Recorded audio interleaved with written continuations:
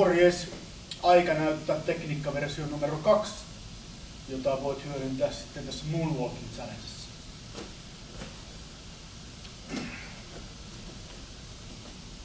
Okei. Idea on ihan sama kuin tekniikkaversio numero 1. Ykkönenhän näytti näin, että hypätään jokaisella heilautuksella hiukan eteenpäin. 2. hommaa helpottaa se, että me tehdään jokaisen hypyn välissä aina yksi tämmöinen väliheilautus. Heilautuksen ei tarvitse olla kovin korkea, vaan sen tarkoitus on antaa jaloille ja alaselälle pieni hetki lepoa aina seuraavaa etenemistä varten.